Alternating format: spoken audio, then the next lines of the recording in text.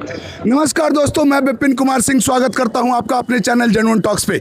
जैसा कि मैंने आपसे वादा किया था कि मैं पटना जंक्शन पे जाऊंगा और इस बंटी कुमार के मामले पे लोगों की प्रतिक्रिया लेने की कोशिश करूंगा। तो आप देख सकते हैं कि इस वक्त मैं मौजूद हूं पटना जंक्शन पे। ऐसे में यहाँ पे कुछ तमाम लोग बैठे हुए हैं। आइए इनसे जानने की कोशिश करता हूँ कि ये लोग पटना जंक्शन पे बैठे हुए हैं, ऐसे में क्या ये लोग सुरक्षित महसूस कर रहे हैं अपने आप को।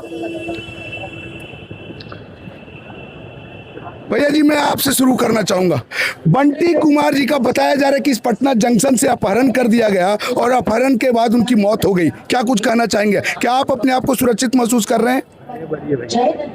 नहीं, कुछ नहीं बोलना चाहेंगे? अंकल जी, क्या कुछ आप बोलना चाहेंगे? आंटी, आप देख सकते हैं भाई साहब, यही वो मजबूरी है जहां बिहार के जनता लोग कुछ कहने को तैयार नहीं होते हैं। इसी मजबूरी का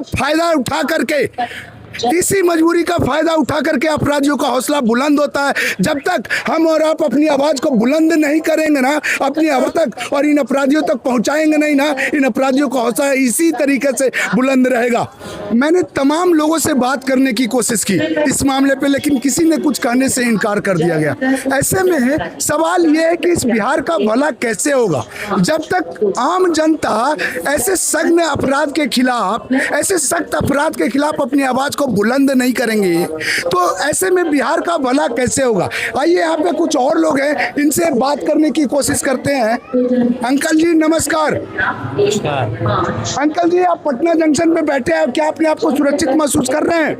थोड़ा बहुत 50-50। ऐसा क्यों बोल रहे हैं अंकल जी? आप पूछना नहीं चाहेंगे कि मैंने ऐसा सवाल आपसे क्यों किया?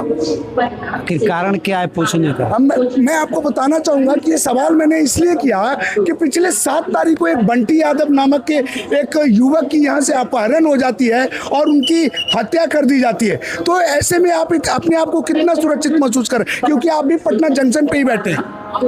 यहाँ तो कुछ थोड़ा महसूस होता है सुरक्षा का, लेकिन बिहार में 50% सुरक्षा रहता है और 50% निगलेक्ट रहता है। तो अंकल जी, सवाल ये है कि पटना जंक्शन है, ऐसे में यहाँ पे हर समय इतनी भीड़ मौजूद होती है, सीसीटीवी कैमरे लगे होते हैं, पुलिस प्रशासन मौजूद होती है। ऐसे में इतने सुरक्षित स्थान से भी लोगों का अपहरण हो जाता है और पुलिस प्रशासन कुछ नहीं कर पाती है, उस व्यक्ति की दी जाती है, मौत हो जाती है। इस पे क्या कहना है आपका? चोरी चमारी तो बहुत दूर से होता है, वो पूर्वजों के समय से होता है। तो रावण के समय भी में चोरी सीता को चुरा के ले गए, तो कोई सुरक्षा नाम का कोई चीज नहीं। बताया जा रहा है कि बंटी कुमार जो थे एक समाज सेवक बताए जा रहे हैं। इन्होंने उतना टाइम नहीं, चलते हैं दूसरे से बात करें। जैसा कि देख लिया आपने, अंकल जी के पास समय नहीं है, समय की पाबंदी में ऐसे कुछ और भाई लोग हमारे पास मौजूद हैं। क्या अंकल जी, आप भाई से आने वाले कुछ नहीं बोलना चाहेंगे? देखा आपने भैया, कुछ भी बोलने से मना कर। अंकल जी कुछ बोलेंगे आप?